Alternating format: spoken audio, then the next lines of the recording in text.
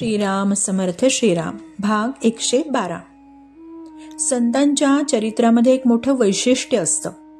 ते असं की त्यांचा देह गेल्यावर सुद्धा लोकांना त्यांच्या अस्तित्वाचे अनुभव येतात. महाराजांच्या बाबतीत हीच गोष्ट खरी आहे. त्यांनी देह ठेवल्यानंतर अनेक लोकांना त्यांच्या अस्तित्वाच्या खुणा पटलेल्या आहेत. काही प्रत्यक्ष घडलेली उदाहरणं नमुन्यासाठी वर या प्रकरणामध्ये दिलेली आहेत, ती आपण आता ऐकलीच. पण महाराजांचे खरं अस्तित्व ओळखण्यासाठी आपल्या प्रपंचात याची मदत होते हा मानदंड ठेवून चालणार नाही. ज्या ठिकाणी भगवंताचं नाम आहे त्या ठिकाणी मी खात्रीने असतो असं श्री महाराजांनी अनेक वार आश्वासन दिलेलं आहे. पण त्यांच्या या वचनाचा अर्थ आपण नीट मात्र समजावून घेतला पाहिजे. जगामध्ये सर्वस्वी खरं अस्तित्व एकच असलं पाहिजे. त्यालाच आपण भगवंत असं म्हणतो. भगवंत हा अत्यंत सूक्ष्म असल्यामुळे मनुष्याचा विचार त्याच्यापर्यंत पोहोचू शकत नाही. मानवी विचार हा शब्दमय आहे, म्हणून विचाराच्या भूमिकेवर उभं राहून भगवंताची कल्पना करण्याला शब्द हेच साधन आहे. यालाच नाम असं संत सांगतात.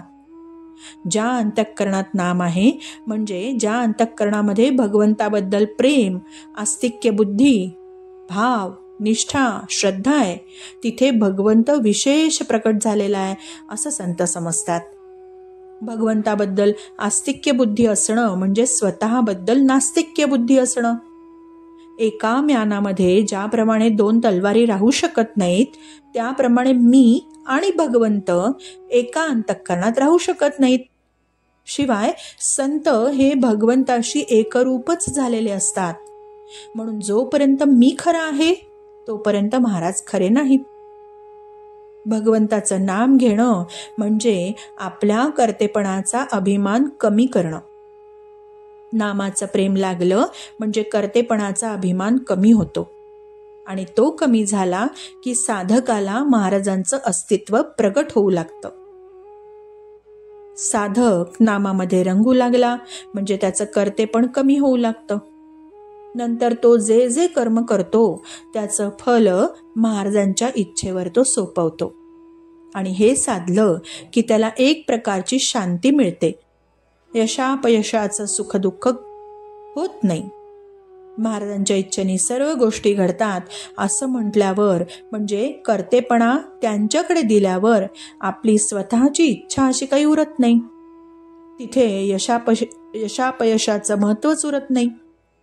अशा रीतीने भगवंताच्या नामामध्ये प्रपंचाचं कर्तव्य करीत असताना महाराजांच्याकडे कर्तेपण देऊन सुखदुःखामध्ये समाधान राहणं किंवा समाधानात राहणं ही त्यांच्या अस्तित्वाची खरी खूण आहे. कधी सुख तर कधी दुःख, कधी यश तर कधी अपयश हा प्रपंचाचा धर्मच आहे.